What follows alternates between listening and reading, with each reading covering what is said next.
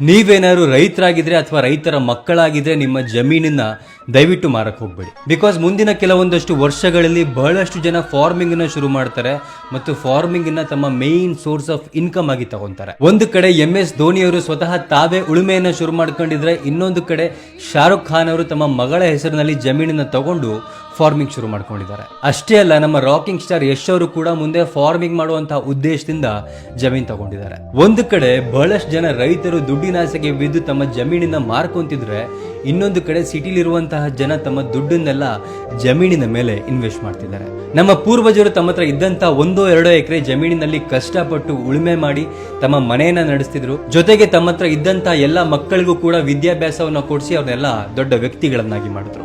ಆದರೆ ವಿದ್ಯಾವಂತರಾದಂತಹ ಮತ್ತು ದೊಡ್ಡ ದೊಡ್ಡ ವ್ಯಕ್ತಿಗಳಾದಂತಹ ಮಕ್ಕಳು ಯಾವ ಹೊಲದಿಂದ ತಾವು ಅನ್ನ ತಿಂದಿದ್ರೋ, ಯಾವ ಹೊಲದಿಂದ ತಮಗೆ ಎಜುಕೇಶನ್ ಸಿಕ್ಕಿತ್ತೋ, ಆ ಹೊಲವನ್ನ, ಆ ನೆಲವನ್ನ ರಿಯಲ್ ಎಸ್ಟೇಟ್ಗೆ ಮಾರ್ಬಿಡ್ತಾರೆ. ನಿಜ ಹೇಳಬೇಕು ಅಂದ್ರೆ 1 ಎಕರೆ ಜಮೀನಿನ ಬೆಲೆ ಲಕ್ಷಗಳಲ್ಲಿ, ಕೋಟಿಗಳಲ್ಲಿ ಇರಲ್ಲ ಸರ್. ಆ 1 ಎಕರೆ ಜಮೀನಿಗೆ ಎಷ್ಟು ತಾಕತ್ತಿರುತ್ತೆ ಅಂದ್ರೆ, 100 ಜನರಿಗೆ ಅದು ಊಟ ಹಾಕ್ಬೋದು, ಬಹಳಷ್ಟು ಜನರಿಗೆ ಎಜುಕೇಶನ್ ಕೊಟ್ಟು ದೊಡ್ಡ ದೊಡ್ಡ ವ್ಯಕ್ತಿಗಳನ್ನಾಗಿ ಮಾಡ್ಬೋದು. ಸೊ ಹಾಗಾಗಿ ನೀವು ಯಾವ ಫೀಲ್ಡ್ ಅಲ್ಲಿ ಬೇಕಾದ್ರೂ ಇರಿ, ಎಷ್ಟೇ ಎತ್ತರಕ್ಕೆ ಬೆಳೆದಿರಿ, ಹಳ್ಳಿಯಲ್ಲಿರುವಂತಹ ನಿಮ್ಮ ಅಜ್ಜಿ ತಾತ, ನಿಮ್ಮ ತಂದೆ ತಾಯಿ ಮಾಡಿರುವಂತಹ ಹೊಲ ಗದ್ದೆಗಳನ್ನ ದಯವಿಟ್ಟು ಮಾರ್ಕೋಬೇಡಿ. ಈ ವಿಡಿಯೋನ ನಮ್ಮೆಲ್ಲ ರೈತ ಬಂಧುಗಳಿಗೆ ಮತ್ತು ರೈತರ ಮಕ್ಕಳಿಗೂ ಕೂಡ ಶೇರ್ ಮಾಡಿ.